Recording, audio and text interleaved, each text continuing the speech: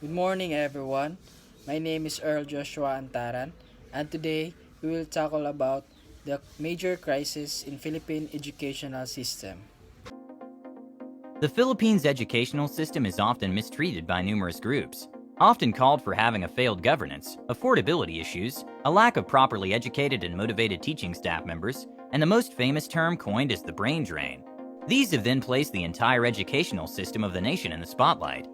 Is it, however, really a failed system, or are we just looking at it too negatively? Well, we must first take a look at the educational system on a macro level. First of all, the educational system is in fact the sector that actually receives the most national budget in the country. 2021, 4.5 trillion peso national government budget gave the Department of Education over 751 billion pesos, which is the highest, far more than the Department of Public Works and Highways and the Department of Health. This should then tell us that the government does indeed place a strong emphasis on the overall academic system of the country. Second, with relation to the budget itself, it has enabled over 3 million individuals to be enrolled in the higher education space every year. This then pushes us to believe that the Philippines was successful in ensuring proper infrastructure is in place to help 3 million people to have access to higher education. Finally, the Philippines enjoys a high literacy rate among its population, 96.5% for basic and 91.6% for functional. These data presented thus far should in some ways tell us already that the population of the Philippines has so far enjoyed a good education. That is, until we actually dive deeper into the data itself.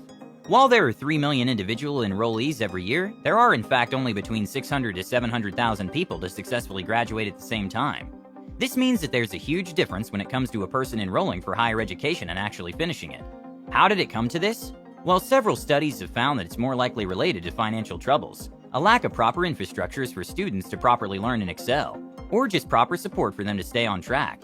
Further, a report published by the World Bank has also found that 80% of children found that they do not know what they should learn in school. The report has even shown that only between 10 to 22% of students between selected grades have shown minimum proficiency. These data provided by the World Bank and other institutions can then tell us a pertaining issue.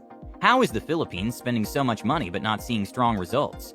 Well, to be fair, this can be because, just maybe, even after spending more than 750 billion pesos, it might have been not enough. After all, we're looking to educate millions of people every year. This means that the government has to spend money to construct schools, pay some teachers and staff depending on whether it's private or public, and ensure that the schools built are up to date with the ever rapidly increasing change in world education, and so much more. While more factors vary, we just don't have enough to pay for a better education system. Should the government, however, decide to enlarge its budget further might be an issue. After all, it's already the largest sector, but placing too much will harm other departments. Anyway, what do you think? In the Philippines, a 13-year education is mandatory by law. These 13 years run from kindergarten up to grade 12, also known as the K-12 program, after which students have the option of whether to pursue higher education or not. Most of the problems in the Philippines education system stem from a lack of funding, a low teacher salaries, a shortage of classrooms, and lack of facilities such as laboratories, including high dropout rates, low pupil performance, poor teacher quality in a system where teachers are central to the education process, irrelevant learning materials, excessive centralization, and inadequate financial resources. Shortage of school buildings, textbooks, and equipments.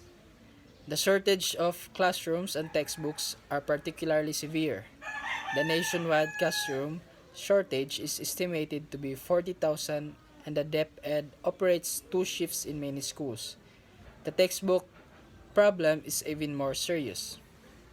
Good day, sir. I am Marcolis Tagimakros, and we will tackle about the tax violations. And in the first video, it is about the ABS-CBN franchise tax, where the ABS-CBN didn't pay their tax orderly. That's why they have an issue about their unpaid tax. ABS-CBN ng ilang mambabatas na lumulusot sa pagbabayad ng tamang buwis. Ginagamit daw nila yung kanilang ikangay subsidiary ng pangalan ay Big Dipper. Katakataka raw na nakakuha ng tax breaks mula sa Philippine Export Zone Authority o PEZA ang Big Dipper, gayong wala naman silang ine-export na produkto o serbisyo. At ang tanging kliyente umano ay isang kumpanya na pagmay-ari rin ng ABS-CBN. Sabi naman po ng ABS-CBN, hindi raw tamang sabihin ito dahil ang tunay nilang mga kliyente ay ang mga manunood sa buong mundo. Nakatutok si Victoria Tulad. Ang aligasyon laban sa ABS-CBN, hindi ito nagbayad o umiwas itong magbayad ng tamang buwis. Giit ng ABS-CBN sa pagdinig sa Kamara, bayad ang lahat ng buwis nito at sumusunod sila sa batas. Unang pinabulaanan ni Ricardo Tan, Group Chief Financial Officer ng ABS-CBN, ang aligasyong negative 5% ang tax rate ng network noong 2018 na nangangahulugang hindi ito nagbayad ng buwis sa naturang taon.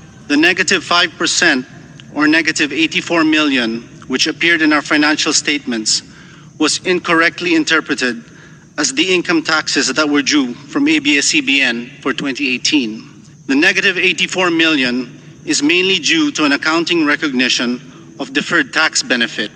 Contrary to the allegations, there has not been a single year where ABS-CBN has paid zero taxes. So in the second video, it is about the unpaid estate tax of the Marcos family. Sa Kamara, ang bayan muna para imbestigahan ang di pa nababayarang estate tax na mga Marcos. Kung makokolektaan nila ang aabot sa 203 billion pesos na estate tax mula sa mga Marcos, magagamit daw itong pondo para tulungan ng publiko lalo na ngayong pandemic. Binanggit din ng bayan muna ang Section 255 ng tax code kung saan nakasaad na ang sino man sadyang hindi nagbayad ng buwis ay pagmumultahin din ang hindi bababa sa 10,000 piso at makukulong ng 1 hanggang 10 taon. Nauna na naghain ng resolusyon si Senador Coco Pimentel sa Senado para imbestigahan ng Senado ang issue. At kinukunan pa rin namin ng pahayag ang pamilya Marcos. And in the third video, it is about the unpaid tax of the YouTuber couple Jayza Manabat and Camille Trinidad, or also known as Jamil. Topic ngayon sa social media ang pahayag ng Bureau of Internal Revenue o BIR na hahabulin nila at sisingilin ang sikat na couple vloggers na kumita ng mahigit 50 hanggang 100 million pesos pero hindi daw nagbayad ng buwis. At ang matindi pa, nag-delete pa ng YouTube channel para maiwasang matrace ng BIR. Hindi man diretsyang pinangalanan ng BIR ang nasabing vloggers, duda ang maraming netizens na ang Jamil ang tinutukoy nila. Matatanda ang kamakailan lang ay gumawa ng ingay ang Jamil na binubuo ng magkasintahang Jayza Manabat at Camille Trinidad nang burahin nila ang kanilang YouTube channel na may 12 million subscribers. Paliwanag pa ni Jayzam kaya nila binura dahil mas gusto nilang mag-focus sa kanilang relasyon ni Camille. Bagamat nagsalita na ang dalawa ay maugong pa rin ang usap-usapan na kaya daw nila binura dahil sa natakot silang habulin ng BIR. Kine-question kasi ng iba kung bakit nataon talagang binura nila ang kanilang YouTube channel ilang araw matapos maglabas ng pahayag ang BIR na obligado na ang mga YouTube vloggers at social media influencers sa pagbayad ng buwis. Pero giit ng BIR, pinaiimbestigahan na daw nila ang couple vloggers at kahit paborado na ang channel nila, ay maraming paraan pa rin para matrace kung magkano ang kinita nila. Dahil kahit pa binura ang channel, nasa bangko naman lahat ng data at impormasyon sa mga perang pumapasok sa account nila. Kaya wala pa ring lusot kahit paborado na ang nasabing channel ng couple vloggers. Komento ng mga netizens, malinaw pa sa sikat ng araw na Jamil ang tinutukoy ng BIR. Kaya naman posibleng mahaharap sa tax evasion case si Jayzam at Camille kung totoong hindi sila nagbayad ng buwis sa kabila ng milyon-milyong kita nila sa YouTube. Hindi lingid sa lahat na kitang-kita naman ang mga naipundar ng Jamil. Nakapagpatayo sila ng kanilang malaking bahay, nakabili ng mga mamahaling sasakyan at nakapag-invest na sa mga negosyo.